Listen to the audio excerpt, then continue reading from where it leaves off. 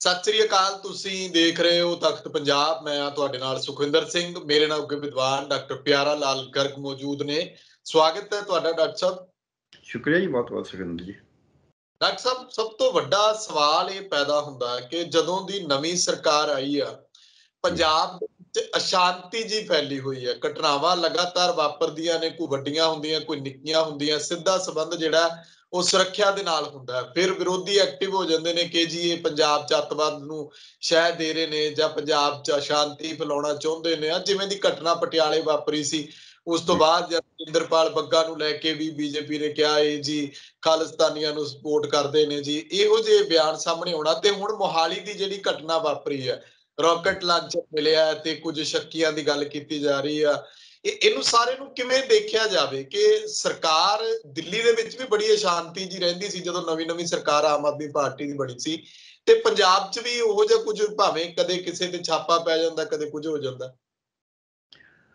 ਅਸਲ ਸੁਖਵਿੰਦਰ ਜੀ, ਇਹਦੀਆਂ ਦੋ ਗੱਲਾਂ ਅਸੀਂ ਮੰਨ ਕੇ ਜੇ ਸਮਝ ਕੇ ਚੱਲੀਏ ਇਹਦੀ ਪਿਛੋਕੜ, ਤਾਂ ਸਾਨੂੰ ਗੱਲ ਇਹ ਥੋੜ੍ਹੀ ਜ਼ਿਆਦਾ ਸਪਸ਼ਟ ਹੋ ਜਾਏਗੀ।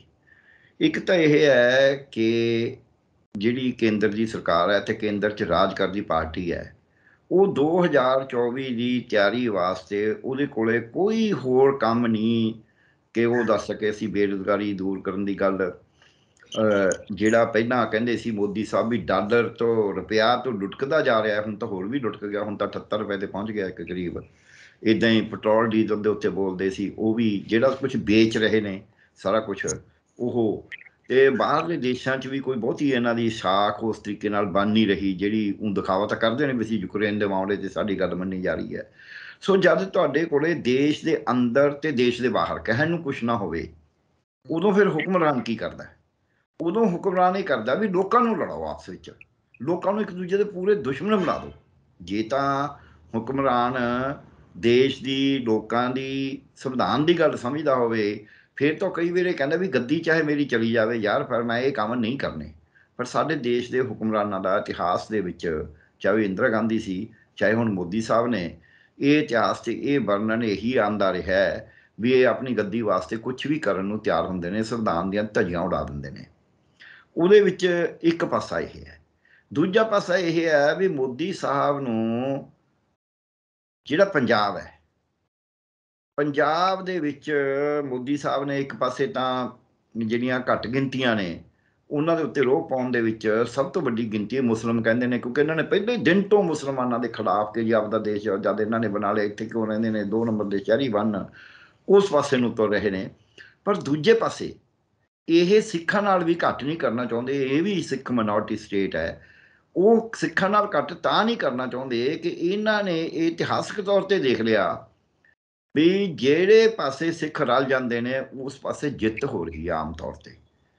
ਚਾਹੇ 1857 ਦੇ ਜਿਹੜਾ ਗਦਰ ਸੀ, ਜਿਹਨੂੰ ਆਜ਼ਾਦੀ ਦੀ ਪਹਿਲੀ ਲੜਾਈ ਇਹਨਾਂ ਨੇ ਕਿਹਾ, ਵੀਰ ਸਵਰਕਰ ਨੇ, ਉਹ ਆਜ਼ਾਦੀ ਦੀ ਪਹਿਲੀ ਲੜਾਈ ਦੇ ਵਿੱਚ ਸਿੱਖ ਅੰਗਰੇਜ਼ਾਂ ਦੇ ਨਾਲ ਸੀਗੇ, ਕਿਉਂਕਿ ਤਾਜ਼ਾ ਅੰਗਰੇਜ਼ਾਂ ਨੇ ਪੰਜਾਬ ਤੇ ਕਬਜ਼ਾ ਕਰਿਆ ਸੀ। ਉਦੋਂ ਬਾਅਦ ਜਦ ਸਿੱਖ ਗੁਰਦੁਆਰਾ ਸੁਧਾਰ ਲਹਿਰ ਦੇ ਰਾਹੀਂ ਉਧਰੋਂ ਬਾਬਰ ਅਕਾਲੀ, ਉਧਰੋਂ ਗਦਰ ਬਾਬੇ, ਉਧਰੋਂ ਭਗਤ ਸਿੰਘ, ਰਾਜਗੁਰੂ ਸੁਖਦੇਵ ਹੋਣੀ, ਕਰਤਾਰ ਸਰਾਭੇ ਹੋਣੀ ਤੁਰ ਪਏ, ਤੇ ਉਹਦੇ ਨਾਲ ਜਿਹੜੀ ਮੂਵਮੈਂਟ ਹੈ, ਲਹਿਰ ਸੀ ਆਜ਼ਾਦੀ ਦੀ, ਕਾਮਾਗਾਟਾ ਮਾਰੂ ਦੇ ਆ ਗਏ ਸੀ, ਤੇ ਉਹਦੇ ਨਾਲ ਇੱਕ ਬਲ ਮਿਲਿਆ ਬਹੁਤ ਵੱਡਾ ਆਜ਼ਾਦੀ ਦੀ ਲਹਿਰ ਨੂੰ, ਤੇ ਆਜ਼ਾਦੀ ਆਈ।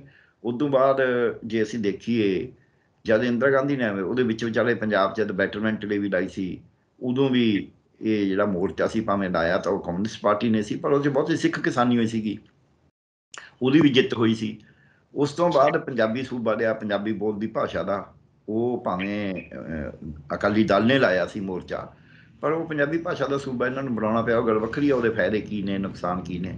ਫਿਰ ਜਦ ਇੰਦਰਾ ਗਾਂਧੀ ਨੇ ਐਮਰਜੈਂਸੀ ਲਾਈ, ਐਮਰਜੈਂਸੀ ਲਾਉਣ ਵੇਲੇ ਜੇ ਲਗਾਤਾਰ ਵਿਰੋਧ ਕਰਿਆ ਤਾਂ ਪੰਜਾਬ ਨੇ ਕਰਿਆ। ਸੋ ਇਹਨਾਂ ਸਾਰੀਆਂ ਗੱਲਾਂ ਨੂੰ ਦੇਖ ਕੇ ਪਹਿਲਾਂ ਤਾਂ ਇੰਦਰਾ ਗਾਂਧੀ ਨੇ ਵੀ ਇਹ ਅਕਾਲੀਆਂ ਦੇ ਪੈਰਲਲ ਖੜੇ, ਕੋਈ ਕਰੋ ਗਰਮ ਦਲੀਏ ਤੇ ਹੋਰ ਆ ਕਿਤਾਬਾਂ ਪਈਆਂ ਨੇ, ਹੁਣ ਤਾਂ ਸਭ ਸਾਹਮਣੇ ਆ ਗਿਆ ਵੀ ਕਿਵੇਂ ਉਸ ਵਕਤ ਪੰਜਾਬ ਦੇ ਅਮਨ ਨੂੰ ਅੱਗ ਲਾਈ ਗਈ, ਔਰ ਬਹੁਤਾ ਜ਼ਿਆਦਾ ਬਾਹਰ ਬੈਠਿਆਂ ਦੇ ਰਾਹੀਂ ਪ੍ਰਚਾਰ ਕਰਵਾਇਆ ਗਿਆ। ਜਿਹੜੇ ਬਾਹਰ ਬੈਠੇ ਇਹਨਾਂ ਦੇ ਏਜੰਟ ਇਹਨਾਂ ਦੇ ਨਾਲ ਜੁੜੇ ਹੁੰਦੇ ਨੇ, ਉਹ ਬੜਾ ਗਰਮ ਪ੍ਰਚਾਰ, ਕਿਉਂਕਿ ਉਹਨਾਂ ਨੂੰ ਕੋਈ ਫਰਕ ਨਹੀਂ ਪੈਂਦਾ ਉੱਥੇ ਬੈਠ ਕੇ ਕਹਿਣ 'ਚ, ਤੇ ਉਸ ਵਕਤ ਉਹ ਗੰਗਾ ਸਿੰਘ ਢਿੱਲੋਂ ਸੀਗੇ, ਉਸ ਵਕਤ ਉਹ ਜਗਜੀਤ ਸਿੰਘ ਚੌਹਾਨ ਸੀਗੇ, ਡਾਕਟਰ ਜਗਜੀਤ ਸਿੰਘ ਚੌਹਾਨ। ਬਾਅਦ ਦੇ ਵਿੱਚ ਤਾਂ ਡਾਕਟਰ ਉਹ ਦੂਸਰੇ ਸਾਡੇ ਜਿਹੜੇ ਡਾਇਰੈਕਟਰ ਰਹੇ ਸੀ ਸੋਹਣ ਸਿੰਘ, ਉਹ ਵੀ ਚਲੇ ਗਏ ਸੀਗੇ।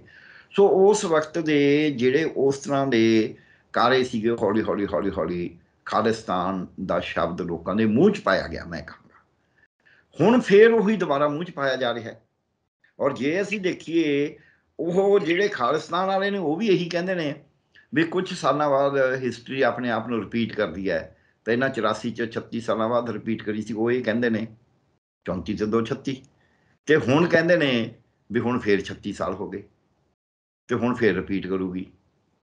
ਸੋ ਇਹ ਜਿਹੜੀ 32 ਸਾਲ ਹੁਣ ਹੋ ਗਏ ਨੇ ਤੇ 34 ਸਾਲ, ਇਹਦੇ ਵਿੱਚ ਜਿਹੜੀ ਇਹ ਰਿਪੀਟ ਹਿਸਟਰੀ ਕਰਨਾ ਚਾਹੁੰਦੇ ਨੇ, ਉਹ ਰਿਪੀਟ ਹਿਸਟਰੀ 38 ਸਾਲ 'ਚ ਮਾੜੀ ਹੋਏਗੀ, ਸਾਬਤ ਮਾੜੀ ਹੋਏਗੀ, ਉਹੀ ਜੋ ਪਹਿਲਾਂ 84 ਸੀ।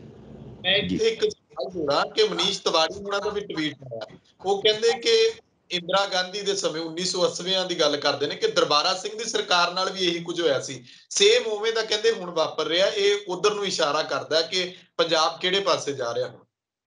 ਨਹੀਂ, ਮਨੀਸ਼ ਤਿਵਾੜੀ ਨੇ ਜੋ ਕਿਹਾ ਨਾ, ਉਹ ਤਾਂ ਇਹ ਕਹਿੰਦੇ ਵੀ ਦਰਬਾਰਾ ਸਿੰਘ ਸਰਕਾਰ ਉਹ ਤਾਂ ਕਸੂਰ, ਕਿਉਂਕਿ ਉਦੋਂ ਵੀ ਦੋ ਧੜੇ ਸੀਗੇ। ਇੱਕ ਪਾਸੇ ਗਿਆਨੀ ਜ਼ੈਲ ਸਿੰਘ ਸੀਗੇ, ਪਹਿਲਾਂ ਉਹ ਹੋਮ ਮਿਨਿਸਟਰ ਸੀਗੇ, ਬਾਅਦ 'ਚੋਂ ਪ੍ਰੈਜ਼ੀਡੈਂਟ ਬਣ ਗਏ ਸੀ। ਦੂਜੇ ਪਾਸੇ ਸੀਗੇ ਦਰਬਾਰਾ ਸਿੰਘ ਦੀ ਸਰਕਾਰ।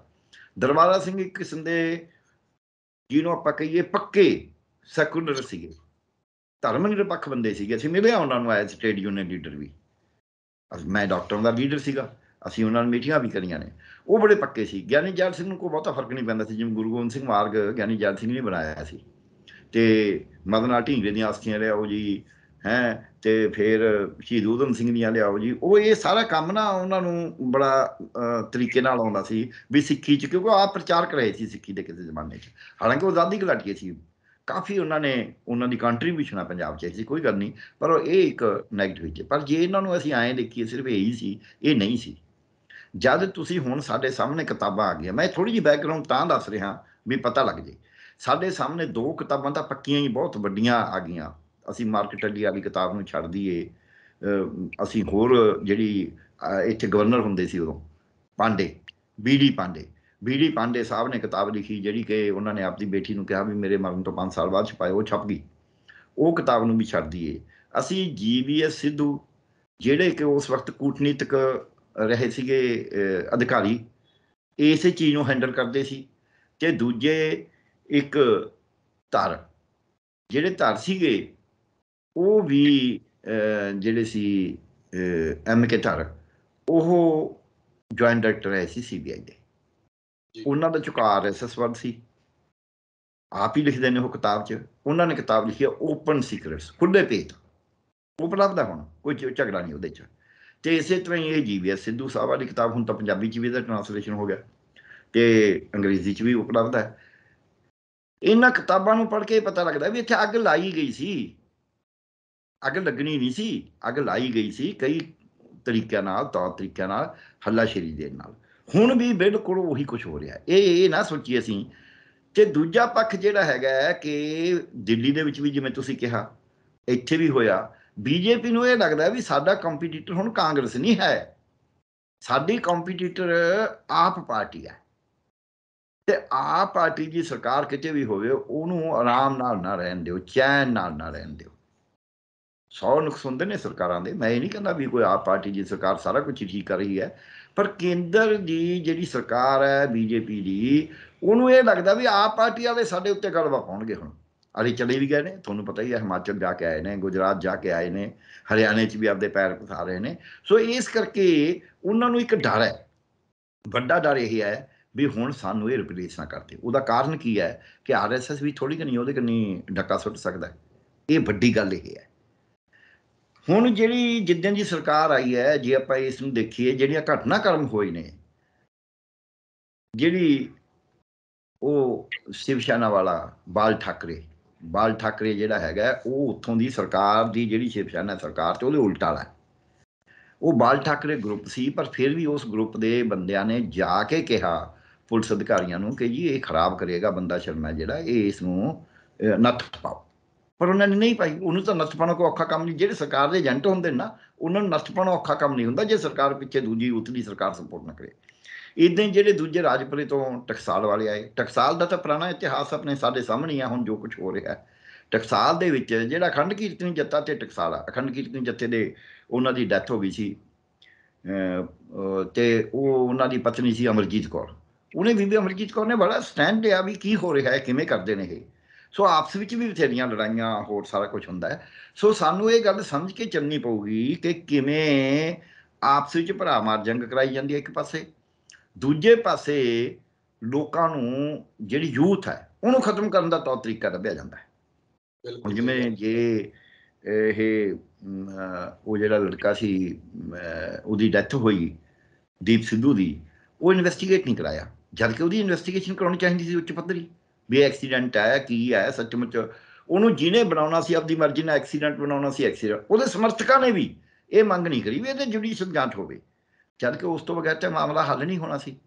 ਸੋ ਇਸ ਕਰਕੇ ਅੱਜ ਪੰਜਾਬ ਦੇ ਵਿੱਚ ਜੇ ਅਸੀਂ ਕੋਈ ਅੰਕੜੇ ਲੈ ਲਈਏ ਕਿਸੇ ਪਾਸਿਓਂ ਵੀ, ਇੱਕ ਪਾਸੇ ISI, ਇਹ 'ਚ ਕੋਈ ਸ਼ੱਕ ਨਹੀਂ ਹੈ ਕਿ ਬਾਹਰਲੇ ਜਿਹੜੇ ਦੇਸ਼ ਨੇ, ਖਾਸ ਕਰਕੇ ਪਾਕਿਸਤਾਨ ਹੈ, ਉਹ ਸਾਡੇ ਉੱਤੇ ਹਮਲੇ ਕਰਨ ਨੂੰ ਤਿਆਰ ਰਹਿੰਦਾ ਹੈ। ਪਰ ISI ਨੂੰ ਤਾਂ ਮੌਕਾ ਤਾਂ ਅਸੀਂ ਦੇਣਾ ਨਾ, ਪੈਸਾ ਖੋਟਾ ਉਹਦਾ ਬਾਣੀਆਂ ਨੂੰ ਕੀ ਦੋਸ਼, ਉਹ ਅਸੀਂ ਆਪ ਦੇ ਰਹੇ ਹਾਂ। ਬੇਰੁਜ਼ਗਾਰੀ ਹੈ, ਤੁਸੀਂ ਇੱਥੇ ਜਿਹੜੇ ਮਰਜ਼ੀ ਬੰਦੇ ਨੂੰ ਤੁਸੀਂ ਹੁਣੀ ਅੱਜ ਹੀ ਅਖਬਾਰ 'ਚ ਆਏ ਵੀ 30,000 ਰੁਪਇਆ ਉਹਨਾਂ ਨੂੰ ਜਿਹੜੇ RDX ਲੈ ਕੇ ਜਾ ਰਹੇ ਸੀ 30,000 ਰੁਪਇਆ ਦੇਣਾ ਸੀ। 30,000 ਰੁਪਇਆ ਏਜੰਸੀਆਂ ਵਾਸਤੇ ਦੇਣਾ ਕਿਆ ਔਖਾ ਕੰਮ ਹੈ। ਬਿਲਕੁਲ। ਔਰ ਉਹਦੇ ਵਾਸਤੇ 30,000 ਰੁਪਇਆ ਬਹੁਤ ਵੱਡੀ ਅਮਾਊਂਟ ਹੈ। ਕਹਿੰਦੇ ਕੀੜੀ ਵਾਸਤੇ ਦਾ ਠੂਠਾ ਹੀ ਦਰਿਆ ਹੁੰਦਾ, ਕਿਉਂਕਿ ਉਹਨਾਂ ਵਿਚਾਰੇ ਨੂੰ ਚੌਨੀ ਨਹੀਂ ਮਿਲਦੀ। ਬਹੁਤੇ ਉਹਨਾਂ ਦੇ ਨਸ਼ੇੜੀ ਨੇ, ਨਸ਼ੇ ਨਾਲ ਲੱਗੇ ਹੋਏ ਨੇ। ਫਿਰ ਮੈਨੂੰ ਕੱਲ੍ਹ ਹੀ ਇੱਕ ਪੱਤਰਕਾਰ ਦਾ ਫੋਨ ਆ ਰਿਹਾ ਸੀ, ਉਹ ਲੇਖਕ ਵੀ ਕਹਿੰਦੀ ਮੈਂ ਲਿਖਣਾ ਵੀ ਹੈ, ਤੇ ਕਿ ਜੀ ਇਹ ਤਾਂ ਉਹ ਪਿੰਡ ਦੇ ਲੋਕ ਤਾਂ ਕਹਿੰਦੇ ਬੜੇ ਸ਼ਰੀਫ ਨੇ।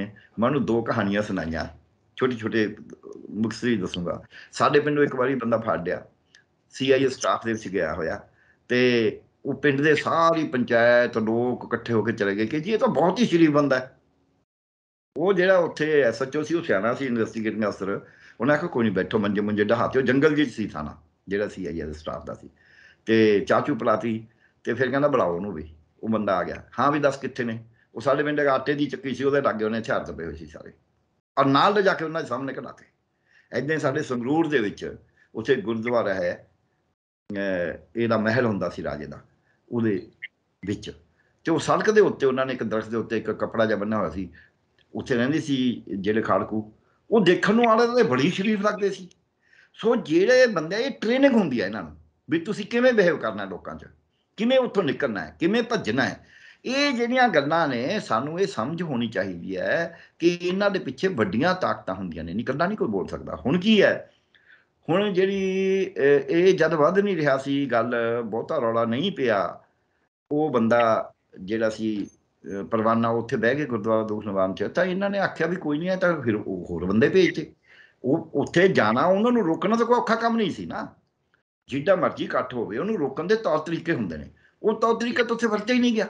ਉਧਰੋਂ ਉਹਨੇ ਅੰਦਰ ਇੱਟਾਂ ਰੋੜੇ ਇਕੱਠੇ ਕਰ ਲਏ, ਜਿਵੇਂ ਕਿਹਾ ਜਾਂਦਾ, ਕਰ ਲਏ ਨਹੀਂ ਕਰ ਲਏ ਉਹਦੀ ਇਨਵੈਸਟੀਗੇਸ਼ਨ ਨਹੀਂ। ਜਦੋਂ ਉਹਨਾਂ ਦੀ ਆਪਦੀ ਕੋਈ ਬੰਦਾ ਪੰਜਾਬ ਦਾ ਕਿਸੇ ਧਾਰਮਿਕ ਸਥਾਨ ਤੇ ਹਮਲਾ ਕਰਨ ਨੂੰ ਤਿਆਰ ਨਹੀਂ, ਇਹ ਕਰਾਇਆ ਗਿਆ।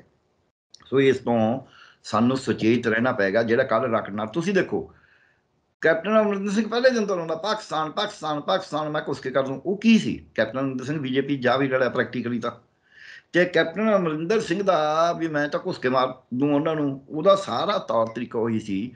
ਤੁਸੀਂ ਦੱਸੋ ਵੀ ਜਿਹੜਾ ਬਾਲਾਕੋਟ ਹੋਇਆ ਜੀ, ਤੇ ਜਿਹੜਾ ਇਹਨਾਂ ਨੇ ਹਮਲਾ ਕਰਿਆ, ਤੇ ਉਦੋਂ ਬਾਅਦ ਤਾਂ ਕੁਝ ਨਹੀਂ ਹੋਇਆ। ਕੁਝ ਦਿਨ ਪਹਿਲਾਂ ਤੱਕ ਇਹ ਸੀ ਵੀ ਕੇਂਦਰ ਦੇ ਵਿੱਚ ਮੋਦੀ ਸਾਹਿਬ ਹਾਰ ਰਹੇ ਨੇ, ਤੇ ਇਹ ਤਾਂ ਸਾਡੇ ਚਾਣਕੀਆਂ ਨੇ ਲਿਖਿਆ ਵੀ ਜਦ ਰਾਜਾ, ਇਹ ਤਾਂ ਬਹੁਤ ਸਾਰੇ ਵਿਦਵਾਨਾਂ ਨੇ ਲਿਖਿਆ ਵੀ ਜਦ ਰਾਜੇ ਨੂੰ ਲੱਗੇ ਕਿ ਕੋਈ ਹਾਰ ਹੋ ਰਹੀ ਹੈ ਜਾਂ ਉਹਦੀ ਪਰਚੋ ਘਟ ਰਹੀ ਹੈ, ਤਾਂ ਗੁਆਂਢੀ ਦੇਸ਼ ਨਾਲ ਲੜਾਈ ਸ਼ੁਰੂ ਕਰ ਦੇ। ਉਹ ਜੇ ਕਿਤੇ ਉਹ ਹਮਲਾ ਨਾ ਹੁੰਦਾ, ਜੇ ਕਿਤੇ ਉਹ ਘਟਨਾ ਨਾ ਵਾਪਰਦੀ, ਤੇ ਇਹ ਤਾਂ ਮਤਲਬ ਜਿੱਤਣੇ ਨਹੀਂ ਸੀਗੇ।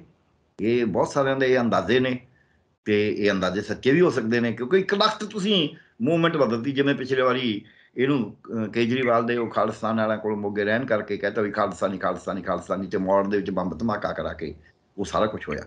ਸੋ ਇਸ ਕਰਕੇ ਸਾਨੂੰ ਇਹ ਗੱਲ ਨੂੰ ਸਮਝ ਲੈਣਾ ਚਾਹੀਦਾ ਹੈ ਕਿ ਟੈਰੋਰਿਸਟ ਐਕਟੀਵਿਟੀ ਨੂੰ ਵਰਤਿਆ ਜਾ ਰਿਹਾ ਪੰਜਾਬ ਵਾਸਤੇ। ਤਰਨਤਾਰਨ ਦੇ ਵਿੱਚ ਹਮਲਾ ਹੋਇਆ ਕਿਸੇ ਜ਼ਮਾਨੇ 'ਚ, ਹੁਣ ਤਾਂ RDX ਫਿਰ ਗਿਆ ਨਾ 3 ਜਗ੍ਹਾ ਤੇ, ਉਹ ਹਮਲਾ ਇੱਕ ਧਾਰਮਿਕ ਇਕੱਠ ਤੇ ਹੋਇਆ ਸੀ, 2 ਬੰਦੇ ਆ ਕੇ ਮੋਟਰਸਾਈਕਲ ਤੇ ਕਰਕੇ ਗਏ ਸੀ, ਤੇ ਉਹ ਮੁੜ ਕੇ ਤਾਂ ਮੋਡਿਊਲ ਲੱਭੇ ਨਹੀਂ।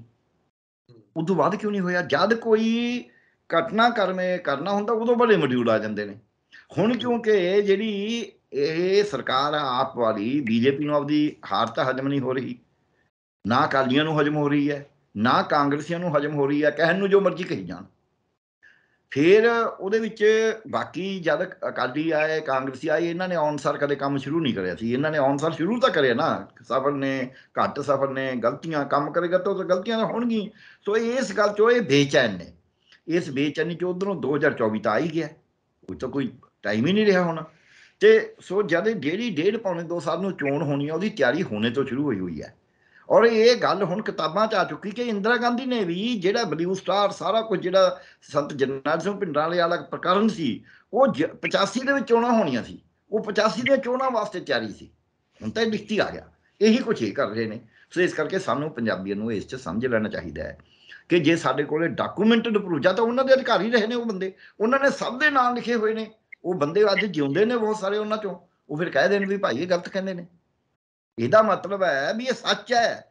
ਜੇ ਤੁਸੀਂ ਹਰੇਕ ਦਾ ਨਾਮ ਲਿਖ ਰਹੇ ਹੋ ਵੀ ਫਲਾਣਾ ਸੀ ਜੀ, ਫਲਾਣਾ ਸੁਰਤ ਖਾਲਸਾ ਬੁਲਾਇਆ ਜਾ ਰਿਹਾ ਸੀ ਜੀ, ਫਲਾਣੀ ਥਾਂ ਤੇ ਹਥਿਆਰ ਦਿੱਤੇ ਗਏ ਜੀ, ਲੁਧਿਆਣੇ 'ਚ ਦਿੱਤੇ ਗਏ ਜੀ, ਇੱਥੇ ਪੈਸੇ ਦਿੱਤੇ ਗਏ ਜੀ, ਉੱਥੇ ਬਠਿੰਡੇ ਦੀ ਫਲਾਣੀ ਜਾਂ ਫਰੀਦਕੋਟ ਦੀ ਫਲਾਣੇ ਖੇਤ 'ਚ ਖੜ੍ਹ ਕੇ ਫਲਾਣੇ ਪਿੰਡ ਦੇ 'ਚ ਉੱਥੇ ਆਹ ਦਿੱਤਾ ਗਿਆ, ਇੱਥੇ BSF ਦੇ ਜਿਹੜਾ ਸੀ ਹਮਲਾ ਉਹਦੇ ਧਿਰ ਵਿਰੁੱਧ ਹੋਇਆ ਸੀ, ਉਹ ਕਿਵੇਂ ਕਰਾਇਆ ਗਿਆ, ਉਹ ਸਾਰਾ ਕੁਝ ਜਿਹੜਾ ਹੈ ਜਦ ਹੁਣ ਲਿਖਤੀ ਰੂਪ 'ਚ ਆ ਗਿਆ, ਜ਼ਿੰਮੇਵਾਰ ਅਧਿਕਾਰੀਆਂ ਨੇ ਦਿੱਤਾ, ਉਹਨਾਂ ਨੇ ਆਪਣੀਆਂ ਬੈਠਕਾਂ ਦੇ ਹਵਾਲੇ ਦਿੱਤੇ ਨੇ, ਤੇ ਫਿਰ ਤਾਂ ਆਪਾਂ ਨਹੀਂ ਨਾ ਇਸ ਨੂੰ ਇਹ ਕਹਿ ਸਕਦੇ ਵੀ ਇਹ ਜੋ ਐਵੇਂ ਗੱਪ ਹੈ। ਡਾਕਟਰ ਸਾਹਿਬ, ਇੱਥੇ ਨਾ ਇੱਕ ਸਵਾਲ ਖੜਾ ਹੁੰਦਾ ਲੋਕਾਂ ਦੇ ਮਨਾਂ ਦੇ ਵਿੱਚ ਕਿ ਸਾਰੀ ਜਿਹੜੀ ਹੈ ਹੁਣ ਤਾਂ ਸੰਪੂਰਨ ਸਟੇਟ ਮਿਲ ਗਈ ਆਮ ਆਦਮੀ ਪਾਰਟੀ ਨੂੰ, ਪੰਜਾਬ ਦੀ ਪੁਲਿਸ ਜਿਹੜੀ ਹੈ, ਗ੍ਰਹਿ ਮੰਤਰੀ ਭਗਵੰਤ ਮਾਨ ਹੋਣੀ ਗਿਆ, ਗ੍ਰਹਿ ਮੰਤਰੀ ਨੇ ਇਹਨਾਂ ਦੇ ਅੰਡਰ ਹੈ। ਹਾਲੇ ਕੱਲ ਮੀਟਿੰਗ ਕਰਕੇ ਹਟੇ ਨੇ ਨਸ਼ਿਆਂ ਦੇ ਮੁੱਦੇ ਦੇ ਉੱਤੇ। ਕੀ ਕੋਈ ਇਹੋ ਜਿਹਾ ਸਵਾਲ ਹੈ ਕਿ ਜਾਂਚ ਏਜੰਸੀਆਂ ਫੇਲ ਹੋ ਰਹੀਆਂ ਨੇ, ਜਾਂ ਫਿਰ ਕੋਈ ਭ੍ਰਿਸ਼ਟ ਅਫਸਰਸ਼ਾਹੀ ਜਿਹੜੀ ਹੈ ਉਹ ਵੀ ਨਹੀਂ ਚਾਹੁੰਦੀ ਕਿ ਪੰਜਾਬ 'ਚ ਸਥਿਰਤਾ ਰਵੇ? ਕਿਉਂਕਿ ਜਿਸ ਤਰੀਕੇ ਨਾਲ ਨਕੇਲ ਕੱਸੀ ਜਾ ਰਹੀ ਆ, ਤੇ ਉਹ ਪਤਾ ਹੀ ਹੈ ਪੁਲਿਸ ਦਾ ਬੈਕਗ੍ਰਾਉਂਡ ਲੋਕਾਂ ਨੂੰ ਵੀ। ਇਹ ਗੱਲ ਠੀਕ ਹੈ ਤੁਹਾਡੀ, ਦੋਨੇ ਗੱਲਾਂ ਨੇ। ਪਹਿਲੀ ਗੱਲ ਐ ਮੰਨ ਕੇ ਚੱਲੀਏ ਵੀ ਜਿਹੜੀ ਸਟੇਟ ਦੀਆਂ ਏਜੰਸੀਆਂ ਹੁੰਦੀਆਂ ਨੇ ਉਹ ਉਨੀਆਂ ਤਾਕਤਵਰ ਨਹੀਂ ਹੁੰਦੀਆਂ ਜਿੰਨੀਆਂ ਕੇਂਦਰ ਦੀਆਂ ਹੁੰਦੀਆਂ ਨੇ। ਕੇਂਦਰ ਦੇ ਕੋਲ IB ਹੈ, CBI ਹੈ, CBC ਹੈ, ਕੇਂਦਰ ਦੇ ਕੋਲੇ ਮਿਲਟਰੀ ਇੰਟੈਲੀਜੈਂਸ ਹੈ, ਬਹੁਤ ਕੁਛ ਹੈ। BSF ਦੀ ਹਰ ਏਜੰਸੀ ਦੀ ਆਪਦੀ ਇੰਟੈਲੀਜੈਂਸ ਹੁੰਦੀ ਹੈ। 50 ਕਿਲੋਮੀਟਰ ਤੱਕ BSF ਦਾ ਹੁਣ ਤੱਕ ਕਬਜ਼ਾ ਹੈ, ਤੇ ਜੇ 50 ਕਿਲੋਮੀਟਰ ਤੱਕ BSF ਦਾ ਕਬਜ਼ਾ, ਇਹ ਡਰੋਨ ਜਿਹਦੇ ਰਾਹੀਂ, ਡਰੋਨ ਜਿਹੜਾ ਕਹਿੰਦੇ ਰਾਕਟ ਲਾਂਚਰ ਰਾਹੀਂ ਇਹ ਬੰਬ ਸੁੱਟਿਆ ਗਿਆ, ਡਰੋਨ ਰਾਹੀਂ ਆਇਆ ਸੀ, ਉਹ RDX ਵੀ ਕਹਿੰਦੇ ਨੇ ਡਰੋਨ ਰਾਹੀਂ ਆਇਆ ਸੀ, ਫਿਰ ਉਹ ਫੜੇ ਕਿਉਂ ਨਹੀਂ ਗਏ? ਉਹ ਇੰਟਰਸੈਪਟ ਕਿਉਂ ਨਹੀਂ ਹੋਏ? ਇਹ ਵੱਡਾ ਸਵਾਲ ਹੈ। ਕਿਉਂਕਿ 50 ਕਿਲੋਮੀਟਰ ਤੱਕ ਇਹਨਾਂ ਦੀ ਏਜੰਸੀ ਨੇ ਤਾਂ ਕੰਮ ਹੀ ਨਹੀਂ ਕਰਨਾ, ਉਹ ਤਾਂ ਉਦੋਂ ਅੱਗੇ ਆ ਗਿਆ ਤਾਂ ਹੀ ਕਰਨਗੇ ਨਾ। ਇਹ ਤਾਂ 50 ਕਿਲੋਮੀਟਰ ਇਹੀ ਕਹਿ ਕੇ ਕਰਿਆ ਸੀ ਵੀ ਅਸੀਂ ਅੱਤਵਾਦ ਨੂੰ ਰੋਕਾਂਗੇ, ਉਹ ਵੜ ਕੇ ਮੈਂ ਉਦੋਂ ਵੀ ਖਦਸ਼ਾ ਜ਼ਾਹਰ ਕਰਿਆ ਸੀ, ਹੁਣ ਵੀ ਕਹਿਣਾ ਵੀ ਕਿਤੇ 50 ਕਿਲੋਮੀਟਰ ਤੱਕ ਇਸ ਕਰਕੇ ਤਾਂ ਨਹੀਂ ਲੈ ਗਿਆ ਵੀ ਅੱਤਵਾਦ ਫੈਲਾਵਾਂਗੇ, ਕਿਉਂਕਿ ਉਦੋਂ ਬਾਅਦ ਘਟਨਾਵਾਂ ਵਧੀਆਂ ਨੇ, ਉਦੋਂ ਬਾਅਦ ਘਟੀਆਂ ਨਹੀਂ ਹੈਗੀਆਂ 50 ਕਿਲੋਮੀਟਰ ਤੱਕ ਲੈਣ ਨਾਲ। ਜੇ 50 ਕਿਲੋਮੀਟਰ ਤੱਕ ਇਹ ਕਹਿ ਕੇ ਕਬਜ਼ਾ ਕਰਿਆ ਸੀ ਪੰਜਾਬ ਦੇ ਬਾਰਡਰ ਏਰੀਏ ਤੇ ਕਿ ਅਸੀਂ ਇਹ ਕ੍ਰਾਸ ਬਾਰਡਰ ਜਿਹੜਾ ਟੈਰਰਿਜ਼ਮ ਹੋ ਰਿਹਾ, ਅੱਤਵਾਦ ਹੋ ਰਿਹਾ, ਇਹਨੂੰ ਰੋਕਣਾ ਹੈ, ਤੇ ਫਿਰ ਉਹਦੇ 'ਚ ਇਹ ਘਟਨਾਵਾਂ ਵੱਧ ਕਿਉਂ ਰਹੀਆਂ ਨੇ? ਇਹਦਾ ਮਤਲਬ ਇਹ ਸੀ ਵੀ ਉੱਥੋਂ ਜਿਹੜਾ ਫੈਸਿਲੀਟੇਟ ਕਰਨਾ ਹੈ ਉਹ ਫੈਸਿਲੀਟੇਸ਼ਨ ਚੱਲੀ ਜਾਵੇ। ਜਾਂ ਤਾਂ ਮੈਂ ਨਹੀਂ ਕਹਿੰਦਾ ਵੀ ਕ੍ਰਾਸ ਬਾਰਡਰ ਵਾਲੇ ਨਹੀਂ ਕਰ ਰਹੇ, ਮੈਂ ਨਹੀਂ ਕਹਿੰਦਾ ਕੋਈ ਪਾਕਿਸਤਾਨ ਵਾਲਾ ਭਲੇ ਮਾਨਸ ਹੈ ਵੀ ਉਹ ਸਾਡੇ ਨਾਲ ਬੜੀ, ਉਹਨਾਂ ਦੇ ਆਪਦੇ ਅੰਦਰ 100 ਗੱਲਾਂ ਨੇ, ਪਰ ਜਿਹੜੀਆਂ ਸਾਡੀਆਂ ਏਜੰਸੀਆਂ ਨੇ ਕੇਂਦਰ ਦੀਆਂ ਉਹ ਕੀ ਕਰ ਰਹੀਆਂ ਨੇ? ਕਿਉਂਕਿ ਸਾਰੀ ਬਾਰਡਰ ਦੇ ਉੱਤੇ ਮਿਲਟਰੀ ਤੇ ਪੈਰਾਮਿਲਟਰੀ ਫੋਰਸਸ ਦਾ ਸਾਰੀ ਇੰਟੈਲੀਜੈਂਸ ਵੀ ਹੈ, ਉਹਨਾਂ ਦੇ ਪਹਿਰੇ ਵੀ ਨੇ, ਉਹਨਾਂ ਦੀਆਂ ਪੋਸਟਾਂ ਵੀ ਨੇ, ਉਹ ਦਿਨ ਰਾਤ ਉੱਥੇ ਵਿਜਨ ਵੀ ਕਰਦੇ ਨੇ, ਉੱਥੇ ਫਲੱਡ ਲਾਈਟਾਂ ਵੀ ਲੱਗੀਆਂ ਹੋਈਆਂ ਨੇ, ਤੇ ਉਹ ਸਾਰਾ ਕੁਝ ਉੱਥੇ ਤਾਰ ਵੀ ਲੱਗੀ ਹੋਈ ਹੈ, ਉਹਦੇ 'ਚ ਕਰੰਟ ਵੀ ਚੱਲਦਾ। ਸੋ ਇਹ ਸਾਰਾ ਕੁਝ ਹੋਣ ਦੇ ਬਾਵਜੂਦ ਜੇ ਸਾਰਾ ਕੁਝ ਆ ਰਿਹਾ, ਡਰੋਨ ਨੂੰ ਇੰਟਰਸੈਪਟ ਕਰਨਾ ਕੋਈ, ਕਿਉਂਕਿ ਅੱਜ ਕੱਲ੍ਹ ਤਾਂ ਟੈਕਨੋਲੋਜੀ ਜਿਹੜੀ ਬਣਾਉਟੀ ਬੌਧਿਕਤਾ ਦੀ ਟੈਕਨੋਲੋਜੀ ਇੰਨੀ ਜ਼ਿਆਦਾ ਆ ਗਈ ਕਿ ਤੁਸੀਂ ਉਹਨੂੰ ਵੈਸੇ ਹੀ ਰੱਦ ਕਰ ਅੱਜ ਛੱਡੋ ਤੁਸੀਂ, ਹੁਣ ਤਾਂ ਹੋ ਗਏ 35 ਸਾਲ ਪਹਿਲਾਂ ਜਦ ਅਮਰੀਕਾ ਨੇ ਹਮਲਾ ਕਰਿਆ ਸੀ ਕੁਵੈਤ ਤੇ, ਉਸ ਵਕਤ ਅਮਰੀਕਾ ਨੇ ਦਿਖਾਤਾ ਵੀ ਉਧਰੋਂ ਮਿਜ਼ਾਈਲ ਆ ਰਹੀ ਹੈ, ਉਹਨਾਂ ਦੀ ਉਹਦੀ ਦੂਜੀ ਮਿਜ਼ਾਈਲ ਉਹਨੂੰ ਕੱਟ ਰਹੀ ਹੈ, ਜਿਵੇਂ ਪੁਰਾਣੀ ਬੰਦ ਕਹਿੰਦੀ ਵੀ ਅਗਰ ਬਾਨ ਤੇ ਫਲਾਣਾ। ਸੋ ਹੁਣ ਤਾਂ ਬਹੁਤ ਜ਼ਿਆਦਾ ਇੰਟਰਸੈਪਟ ਕਰਨ ਦਾ ਤਰੀਕੇ ਆ ਗਏ, ਬਹੁਤ ਜ਼ਿਆਦਾ ਸੌਫਟਵੇਅਰ ਆ ਗਏ ਜਿਹਦੇ ਰਾਹੀਂ ਤੁਸੀਂ ਇੰਟਰਸੈਪਟ ਵੀ ਕਰ ਸਕਦੇ ਹੋ ਤੇ ਉਹਨੂੰ ਨਿਸ਼ਕ੍ਰਿਆ ਵੀ ਕਰ ਸਕਦੇ ਹੋ।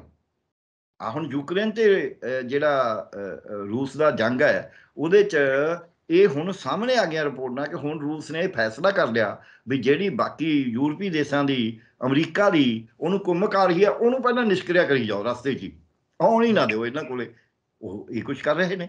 ਸੋ ਅੱਜ ਕੱਲ੍ਹ ਮਿਲਟਰੀ ਬਹੁਤ ਤੇਜ਼ ਹੈ, ਔਰ ਸਿਵਲ ਪੁਲਿਸ ਨੂੰ ਤੁਸੀਂ ਮਿਲਟਰੀ ਦੇ ਬਰਾਬਰ ਨਾ ਸੋਚੋ ਕਿਸੇ ਵੀ ਸੂਬੇ ਦੀ, ਚਾਹੇ ਉਹ ਕੇਂਦਰ ਦੇ ਥੱਲੇ ਵੀ ਜਿਹੜੀ ਪੁਲਿਸ ਹੈ, ਪੁਲਿਸ ਦੀ ਇੱਕ ਸੀਮਤ ਤਰੀਕਾ ਹੁੰਦਾ ਉਹਦੀ ਟ੍ਰੇਨਿੰਗ ਦਾ ਵੀ ਕਾਰਨ, ਉਹਦੇ ਕੋਲ ਸਿਵਲੀਅਨ ਕੰਮ ਹੁੰਦੇ ਨੇ। ਮਿਲਟਰੀ ਇੰਟੈਲੀਜੈਂਸ ਜਿਹੜੀ ਹੈ BSF, ਉਹਦੇ ਕੋਲ ਤਾਂ ਕੋਈ ਕੰਮ ਨਹੀਂ ਨਾ ਸਿਵਲ ਦਾ, ਉਹਦੇ ਕੋਲ ਤਾਂ ਹੋਰ ਕੋਈ ਕੰਮ ਹੀ ਨਹੀਂ ਆ, ਉਹਦੇ ਕੋਲ ਤਾਂ ਕੰਮ ਹੀ ਇਹ ਹੈ। ਸੋ ਇਸ ਕਰਕੇ ਸਾਨੂੰ ਇਹ ਗੱਲ ਨੂੰ ਐਂ ਸਮਝ ਲਓ। ਦੂਜਾ ਪਾਸਾ, ਇਹ ਗੱਲ ਠੀਕ ਹੈ ਤੁਹਾਡੀ, ਇਹ ਵੀ ਤੁਸੀਂ ਠੀਕ ਕਿਹਾ ਕਿ ਜਿਹੜੇ ਕਰਪਟ ਨੇ ਪੁਲਿਸ ਅਫਸਰ ਵੀ ਕਰਪਟ ਨੇ। ਕੱਲ ਭਗਵੰਤ ਮਾਨ ਜੀ ਨੇ ਆਪਦੇ ਉਸ ਕਿਹਾ ਨਹੀਂ ਵੀ ਦੇਖੋ ਪਹਿਲਾਂ ਤੁਹਾਡੇ ਤੇ ਪੋਲੀਟੀਕਲ ਪ੍ਰੈਸ਼ਰ ਹੋਣਾ ਹੈ, ਉਹਨੂੰ ਇੰਟਰਵਿਊ ਦਾ ਕੋਈ ਜਿਵੇਂ ਮਰਜ਼ੀ ਕਰੀ ਜਾਵੇ, ਪ੍ਰੈਸ਼ਰ ਤਾਂ ਹੁੰਦੀ ਨੇ। ਉਹਨਾਂ ਨੇ ਫਿਰ ਵੀ ਬੜੇ ਸੋਬਰ ਤਰੀਕੇ ਨਾਲ ਕਿਹਾ ਵੀ ਪਹਿਲਾਂ ਪ੍ਰੈਸ਼ਰ ਹੋਣਾ ਹੈ, ਕੁਝ ਅਫਸਰ ਵੀ ਵਿੱਚੋਂ ਰਲੇ ਹੋਏ ਹੋਣੇ ਨੇ, ਪਰ ਹੁਣ ਤੁਹਾਨੂੰ ਸਾਰਿਆਂ ਨੂੰ ਖੁੱਲ੍ਹਾ ਹੈ ਤੇ ਜਿਹੜਾ ਕੋਈ ਰਲਿਆ ਹੋ ਉਹਨੂੰ ਵੀ ਅਸੀਂ ਸਜ਼ਾ ਦੇਵਾਂਗੇ। ਪਰ ਤੁਸੀਂ ਜਿਹੜੇ ਨਸ਼ੇੜੀ ਨੇ ਉਹਨੂੰ ਨਹੀਂ ਫੜ ਫੜ ਕੇ ਅੰਦਰ ਕਰਨਾ, ਤੁਸੀਂ ਜਿਹੜੇ ਉਹਨਾਂ ਦੇ ਐਕਚੁਅਲ ਜਿਹੜੇ ਸਮਗਲਰ ਨੇ ਉਹਨਾਂ ਦੇ ਉੱਤੇ, ਵੱਡੀਆਂ ਮੱਛੀਆਂ ਜਿਹਨੂੰ ਆਪਾਂ ਕਹਿੰਦੇ ਹਾਂ, ਉਹਨਾਂ ਦੇ ਉੱਤੇ ਜਿਹੜਾ ਆਪਦਾ ਕੱਸਣਾ ਹੈ, ਜਿਹੜਾ ਜਾਲ ਹੈ। ਸੋ ਇਸ ਕਰਕੇ ਜਿਹੜੀ ਸੁਹਿਰਦਤਾ ਦੀ ਗੱਲ ਹੈ ਜੇ ਅਸੀਂ ਦੇਖੀਏ ਤੇ ਭਗਵੰਤ ਮਾਨ ਤਾਂ ਬੜਾ ਸਪਸ਼ਟ ਕਹਿ ਰਹੇ ਨੇ। ਮੈਨੂੰ ਐਟਲੀਸਟ ਫਰੈਂਕਲੀ ਸਪੀਕਿੰਗ, ਮੈਨੂੰ ਅੱਜ ਤੱਕ ਭਗਵੰਤ ਮਾਨ ਦੇ ਕਿਸੇ ਬਿਆਨ 'ਚ ਇਹ ਨਹੀਂ ਲੱਗਿਆ ਵੀ ਉਹ ਕੋਈ 100 ਮਜਬੂਰੀਆਂ ਹੁੰਦੀਆਂ ਨੇ, ਬੰਦਾ ਜਦ ਕੰਮ ਕਰਦਾ ਹੈ 100 ਉਹਦੀਆਂ ਪ੍ਰੋਬਲਮਸ ਹੁੰਦੀਆਂ ਨੇ, ਕੋਈ ਇਕੱਲਾ ਬੰਦਾ ਤਾਂ ਕੁਝ ਕਰ ਨਹੀਂ ਸਕਦਾ। ਇਹ ਮੋਦੀ ਸਾਹਿਬ ਵਾਲਾ ਤਾਂ ਹੈ ਨਹੀਂ ਬੇਟੀ 'ਚ, ਮੋਦੀ ਸਾਹਿਬ ਨੇ ਵੀ ਪਹਿਲਾਂ ਹੀ ਥੋੜ੍ਹਾ ਕਬਜ਼ਾ ਕਰ ਲਿਆ ਸੀ, ਹੌਲੀ ਹੌਲੀ ਕਬਜ਼ਾ ਹੋਇਆ ਤੇ ਪਰ ਇਹ ਕਬਜ਼ਾ ਚੰਗਾ ਵੀ ਨਹੀਂ ਹੁੰਦਾ। ਜੇ ਭਗਵੰਤ ਮਾਨ ਸਭ ਕੁਝ ਆਪਦੀ ਮਰਜ਼ੀ ਨਾਲ ਕਰਨ ਲੱਗ ਜੇ ਉਹ ਵੀ ਚੰਗਾ ਨਹੀਂ ਹੋਏਗਾ। ਪਰ ਇੱਕ ਗੱਲ ਮੈਂ ਕਹਿਣ ਨੂੰ ਤਿਆਰ ਹਾਂ ਵੀ ਪੰਜਾਬ ਦੇ ਵਿੱਚ ਠੀਕ ਕਿਹਾ ਤੁਸੀਂ, ਜਿਹੜੇ ਕਰਪਟ ਪੁਲਿਸ ਅਫਸਰ ਨੇ, ਕਰਪਸ਼ਨ ਤਾਂ ਸਾਡੇ ਸਾਹਮਣੇ ਸੀ। ਫਰੀਦਕੋਟ ਦੇ ਵਿੱਚ ਪਿੰਡਾਂ 'ਚ, ਬਠਿੰਡੇ 'ਚ ਉਹ ਕਹਿੰਦੇ ਅਸੀਂ ਤਾਂ ਵੜਨ ਨਹੀਂ ਦੇਣਾ, ਜਿਹੜਾ ਇਹਨਾਂ ਨੂੰ ਪੁਲਿਸ ਨੂੰ ਫੜਾਉਣਾ ਉਹ ਵੀ ਭੱਜਾਂ। ਕਿਸਾਨ ਅੰਦੋਲਨ 'ਚ ਆਪਾਂ ਦੇਖਿਆ ਸੀ ਦਿੱਲੀ ਦੀ ਪੁਲਿਸ ਜਾਂ ਹਰਿਆਣੇ ਦੀ ਪੁਲਿਸ ਨੂੰ ਜਿਹੜੇ ਉਹਨਾਂ ਨੇ ਫੜ ਕੇ ਫੜਾਤੇ, ਉਹ ਮੁੜ ਕੇ ਨਹੀਂ ਜੀ ਇਹ ਤਾਂ ਸਾਡੇ ਉੱਥੇ ਰੋਟੀ ਵੰਡਣ ਗਏ ਸੀ, ਇਹ ਤਾਂ ਉੱਥੇ ਸਾਡੇ, ਕਿਉਂਕਿ ਆਪ ਹੀ ਲੜੇ ਹੋਏ ਸੀ। ਕਿਸਾਨ ਅੰਦੋਲਨ ਤੇ ਸਾਹਮਣੇ ਪ੍ਰੂਵ ਹੋ ਜਾਂਦਾ ਸੀ ਜਦੋਂ ਉਹਨੂੰ ਓਨ ਕਰ ਲੈਂਦੇ ਸੀ ਉਹ, ਹੁਣ ਓਨ ਨਹੀਂ ਕਰਦੇ, ਪਰ ਹੈ ਤਾਂ ਇਹਨਾਂ ਦੀ ਬੰਦੇ। ਸੋ ਇਸ ਕਰਕੇ ਪੰਜਾਬ ਨੂੰ ਆਪ ਨੂੰ ਇਹ ਸੁਹਿਰਦ ਹੋਣਾ ਪਊਗਾ। ਉਹ ਕੀ ਸੁਹਿਰਦਤਾ ਹੈ? ਉਹ ਇਹ ਹੈ ਕਿ ਇੱਕ ਤਾਂ ਇਹੋ ਜਿਹੇ ਹਮਲਿਆਂ ਦਾ ਜਿਹੜਾ ਵੱਡਾ ਵੱਡਾ ਪ੍ਰਚਾਰ ਹੁੰਦਾ ਹੈ। ਆ ਇੱਥੇ ਇੱਕ ਰਾਜਪੁਰੇ ਦੇ ਲਾਗੇ ਮਸਜਿਦ ਦਾ ਬੜਾ ਰੌਲਾ ਪਾਇਆ ਜਾ ਰਿਹਾ ਸੀ, ਥਾਂ ਥਾਂ ਦੇ ਉੱਤੇ ਅੱਜ ਇੱਕ ਪਟੀਸ਼ਨ ਪਾਇਆ ਹੋਇਆ ਵੀ ਜੀ ਜਿਹੜਾ ਤਾਜ ਮਹਿਲ ਹੈ ਇਹਦੇ ਵਿੱਚ ਤਾਂ ਸਾਡੀਆਂ ਮੂਰਤੀਆਂ ਨੇ, ਇਹ ਤਾਂ ਸਾਡਾ ਮੰਦਿਰ ਸੀ, ਸਾਨੂੰ ਪੂਜਾ ਦਾ ਇੱਥੇ ਅਧਿਕਾਰ ਦਿਓ, ਕੋਰਟ 'ਚ ਕੇਸ ਪਾਇਆ ਹੋਇਆ। ਸੋ ਇਹ ਜਿਹੜੇ ਤੌਰ ਤਰੀਕੇ ਨੇ, ਰੋਜ਼ ਹੀ ਫਲਾਣੇ ਥਾਂ ਮੁਸਲਮਾਨਾਂ ਨੇ ਐਂ ਕਰਤਾ, ਫਲਾਣੇ ਥਾਂ ਐਂ ਕਰਤਾ, ਫਲਾਣੇ ਥਾਂ ਗਊ ਦਾ ਮਾਸ, ਇਹ ਸਾਰਾ ਜਿਹੜਾ ਮੀਡੀਆ ਹੈ ਕਿਉਂਕਿ ਉਹਨਾਂ ਦੇ ਕਬਜ਼ੇ 'ਚ ਹੈ। 70 ਚੈਨਲ, 70 ਅੰਬਾਨੀ ਦੇ ਕਬਜ਼ੇ 'ਚ ਨੇ ਕਰੀਬ, ਤੇ ਉਹ ਕਹਿੰਦੇ ਨੇ ਵੀ 800 ਮਿਲੀਅਨ ਯਾਨੀ ਕਿ 80 ਕਰੋੜ ਜਿਹੜਾ ਵਿਊਰ ਹੈ, 80% ਵਿਊਰ ਜਿਹੜਾ ਹੈ ਉਹਨਾਂ ਚੈਨਲਾਂ ਨੂੰ ਦੇਖਦਾ ਹੈ ਜੋ ਅੰਬਾਨੀ ਜੀ ਜਾਂ ਵੱਡੇ ਕਾਰਪੋਰੇਟ ਘਰਾਣੇ ਲੜਦੇ ਨੇ। ਜੇ ਕਾਰਪੋਰੇਟ ਘਰਾਣਿਆਂ ਕੋਲੇ 70 ਚੈਨਲ ਨੇ ਤਾਂ ਫਿਰ ਆਪਣੇ ਆਪ ਹੀ ਆਪਾਂ ਨੂੰ ਪਤਾ ਲੱਗ ਜਾਂਦਾ ਵੀ ਗੱਲ ਕਿੱਧਰ ਨੂੰ ਜਾਂਦੀ ਹੈ, ਸਾਰੇ ਖਰੀਦਦੇ ਨੇ। ਸੋ ਇਹਨਾਂ ਗੱਲਾਂ ਨੂੰ ਆਪਾਂ ਦੇਖੀਏ। ਪਰ ਉਹਨਾਂ ਦੇ ਬਰਾਬਰ ਤੁਹਾਡੇ ਵਰਗਾ ਤੁਸੀਂ ਦੇਖੋ, ਇਹ ਜਿਹੜਾ ਛੋਟਾ ਮੀਡੀਆ ਹੈ, ਇਹ ਮੈਂ ਕਹਾਂਗਾ ਕੋਈ ਇਹਨੂੰ ਹੱਤਕਸ ਨਹੀਂ ਕਹਿ ਸਕਦਾ, ਇਹ ਉਹੀ ਹੈ 1.25 ਲੱਖ ਸੇ ਇੱਕ ਲੜਾਉਣ ਵਾਲਾ। ਵੀ ਤੁਸੀਂ ਐਡੇ ਐਡੇ ਵੱਡੇ ਮੀਡੀਆ ਹਾਊਸ ਹੋ ਨਾ, ਤੁਹਾਡੇ ਕੋਲ ਬੜੇ ਵੱਡੇ ਦਿੱਗ ਜਾਂਦੇ ਨੇ ਨਾ, ਤੁਸੀਂ ਬੜੀਆਂ ਚਾਰ ਦੀਆਂ ਕਰਕੇ ਬਿਠਾ ਕੇ ਹੈ ਸਾਰੀਆਂ ਪਾਰਟੀਆਂ ਨੂੰ ਤੇ ਕਰ ਦਿਓ ਨਾ ਪ੍ਰਾਈਮ ਟਾਈਮ, ਲਓ ਫਿਰ ਅਸੀਂ ਸਾਡੇ ਕੋਲ ਕੱਖ ਨਹੀਂ ਹੈ, ਅਸੀਂ ਇੱਕ ਕਮਰੇ 'ਚੋਂ ਘਰ 'ਚੋਂ ਬੈਠੇ ਚਲਾ ਕੇ ਤੁਹਾਨੂੰ ਦਿਖਾਵਾਂਗੇ, ਤੁਹਾਨੂੰ ਕਾਊਂਟਰ ਕਰਾਂਗੇ। ਉਹ ਕਾਊਂਟਰ ਕਰਨਾ ਕੀ ਜ਼ਰੂਰੀ ਹੈ ਅੱਜ? ਉਹ ਸੁਖਵਿੰਦਰ ਜੀ ਕਾਊਂਟਰ ਕਰਨਾ ਇਹ ਜ਼ਰੂਰੀ ਹੈ ਕਿ ਪੰਜਾਬ ਦੇ ਲੋਕ ਕੋਈ ਲੜਾਈ ਨਹੀਂ ਚਾਹੁੰਦੇ, ਕਿਸੇ ਦਾ ਕੋਈ ਹਿੰਦੂ ਸਿੱਖ ਵਾਲਾ ਝਗੜਾ ਨਹੀਂ ਇਹ ਪੈਦਾ ਕਰਿਆ ਜਾ ਰਿਹਾ ਹੈ। ਜਦ ਵੀ ਕਿਤੇ ਇਹੋ ਜਿਹੀ ਘਟਨਾ ਆਵੇ ਉਹਦੇ ਪਿੱਛੇ ਲੱਲ ਕਰਕੇ ਪਿੱਛੇ ਨਾ ਪਾਓ ਕਿਸੇ ਇੱਕ ਦੂਜੇ ਦੇ, ਉਹਨੂੰ ਕਮਿਊਨਿਟੀ ਦਾ ਇਸ਼ੂ ਬਣਾਓ ਹੀ ਨਾ, ਉਹਨੂੰ ਦੋ ਬਦਮਾਸ਼ਾਂ ਦਾ ਇਸ਼ੂ ਬਣਾਓ। ਇਹ ਦੋ ਬਦਮਾਸ਼ ਨੇ, ਇਹ ਆਪਦੀ ਤਾਕਤ ਲੈਣ ਵਾਸਤੇ, ਆਪਦੀ ਬਾਹਰ ਸ਼ਰਨ ਲੈਣ ਵਾਸਤੇ, ਆਪਦੀ ਸਿਕਿਉਰਿਟੀ ਲੈਣ ਵਾਸਤੇ ਇਹ ਸਾਰਾ ਕੁਝ ਕਰਦੇ ਨੇ। ਹੁਣ ਤਾਂ ਸਭ ਦੇ ਸਾਹਮਣੇ ਵੀ ਆ ਗਿਆ ਵੀ ਇੱਕ ਬੰਦੇ ਨੇ ਆਪ ਹੀ ਆਪਦੇ ਤੇ ਹਮਲਾ ਕਰਵਾ ਕੇ ਕਿਵੇਂ ਨਾਲ ਤਾਂ ਇਲਾਜ ਦੇ ਪੈਸੇ ਲੈ ਲਏ ਸਰਕਾਰ ਤੋਂ, ਪੰਜਾਬ ਤੋਂ, ਨਾਲ ਸਿਕਿਉਰਿਟੀ ਲੈ ਲਈ।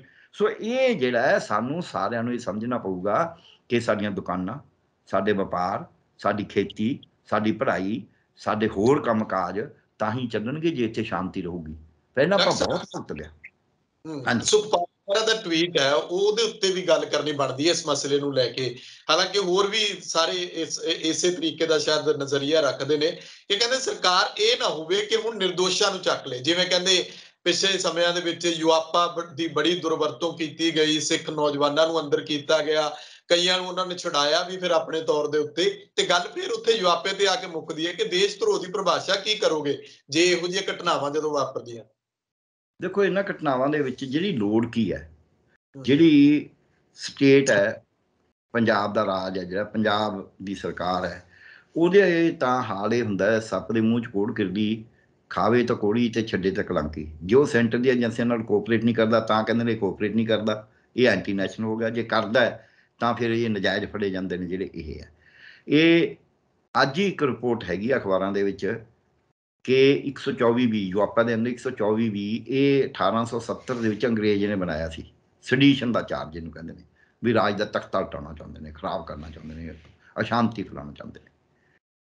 ਉਹ ਫਿਰ 1898 ਵਿੱਚ ਹੋਰ ਪੁਖਤਾ ਕਰਿਆ ਉਹਨਾਂ ਨੇ।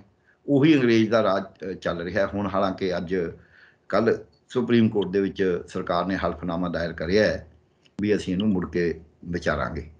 ਪਰ 548 ਬੰਦੇ ਫੜੇ ਗਏ, ਜਿਨ੍ਹਾਂ ਚੋਂ ਸਿਰਫ 12 ਬੰਦਿਆਂ ਨੂੰ ਸਜ਼ਾ ਹੋਈ ਆ ਹੁਣ ਤੱਕ। 53% ਬੰਦੇ ਜਿਹੜੇ ਫੜੇ ਗਏ ਨੇ, ਜੋ ਤੁਸੀਂ ਕਹਿੰਦੇ ਹੋ, ਜੋ ਤੁਹਾਡਾ ਡਰ ਹੈ, ਸਹੀ ਡਰ ਹੈ, 53% ਉਹਨਾਂ ਚੋਂ ਹੈਗੇ ਨੇ ਜਿਹੜੇ ਉਹ 18 ਤੋਂ 30 ਸਾਲ ਦੀ ਉਮਰ ਦੇ ਨੇ। ਉਦੋਂ ਅਗਲੇ 35% ਜਿਹੜੇ ਨੇ ਉਹ 30 ਤੋਂ 45 ਸਾਲ ਦੀ ਉਮਰ ਦੇ ਨੇ।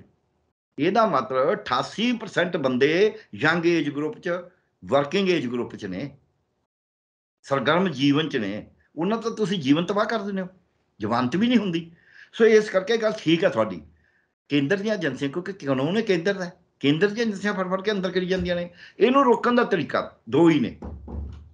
ਪਹਿਲਾ ਤਰੀਕਾ ਇਹ ਹੈ ਕਿ ਮੀਡੀਆ ਦੇ ਰਾਹੀਂ ਅਸੀਂ ਪ੍ਰਚਾਰ ਕਰੀਏ ਵੀ ਜਾਤੀ ਹੋ ਰਹੀ ਹੈ। ਜੇ ਕਿਸੇ ਨੂੰ ਫੜਿਆ ਜਾਂਦਾ ਵੀ ਇਹਦੀ ਪੂਰੀ ਇਨਵੈਸਟੀਗੇਟ ਕਰੋ ਜੀ, ਆਹ ਕਰੋ ਜੀ, ਸਾਰੀ ਗੱਲ ਆਪ ਵੀ ਇਨਵੈਸਟੀਗੇਟ ਕਰੋ ਜਿੰਨਾ ਹੋ ਸਕਾ। ਇਹ ਪਹਿਲਾ ਤਰੀਕਾ ਹੈ।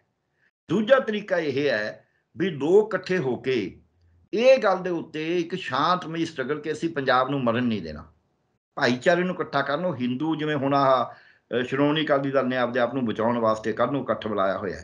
ਉਹਦੇ 'ਚ ਕਈ ਜਿਹੜੇ ਗਰਮ ਦਲੀਏ ਨੇ ਉਹ ਕਹਿੰਦੇ ਨੇ ਅਸੀਂ ਜਾਣਾ ਨਹੀਂ, ਕਈ ਉਹ ਕਹਿੰਦੇ ਜਾਣਾ ਹੈ। ਉੱਥੇ ਪਿੱਛੇ ਵੀ ਜਿਹੜਾ ਯੂਥ ਦਾ ਇਕੱਠ ਸੀ ਉਹ 'ਚ ਵੀ ਗਰਮ ਨਾਅਰੇ ਲੱਗੇ ਸੀਗੇ। ਜੇ ਗਰਮ ਨਾਅਰੇ ਇੱਦਾਂ ਅਕਾਲੀ ਦਲ, ਇਹਨੇ ਪਹਿਲਾਂ ਵੀ ਅਕਾਲੀ ਦਲ ਨੇ ਇਹੀ ਕੁਛ ਕਰਿਆ ਸੀ। ਜੇ ਅਕਾਲੀ ਦਲ ਗਰਮ ਨਾਅਰਿਆਂ ਵਾਲਿਆਂ ਦੇ ਪਿੱਛੇ ਚਲਾ ਗਿਆ ਤਾਂ ਅਕਾਲੀ ਦਲ ਨੇ ਤਾਂ ਆਪ ਖਤਮ ਹੋਣਾ ਹੀ ਹੋਣਾ। ਇਹ ਪੰਜਾਬ ਦਾ ਭੱਠਾ ਮੁੜ ਕੇ ਬਿਠਾਉਣਗੇ। ਇਹਨਾਂ ਨੂੰ ਇਸ ਪਾਸੇ ਨਹੀਂ ਜਾਣਾ ਚਾਹੀਦਾ। ਤੇ ਉਦੋਂ ਉਸ ਵਕਤ ਜਲੰਧਰ ਸੀ ਉਹਦਾ ਸੈਂਟਰ, ਜਿਹੜੀ ਸੋ ਕਾਲਡ ਹਿੰਦੂ ਮੂਵਮੈਂਟ ਸੀ। ਹੁਣ ਜਲੰਧਰ ਉਹਦਾ ਸੈਂਟਰ ਨਹੀਂ ਹੈ, ਹੁਣ ਅੰਮ੍ਰਿਤਸਰ ਵੀ ਨਹੀਂ ਹੈ, ਹੁਣ ਪਟਿਆਲਾ ਬਣ ਰਿਹਾ।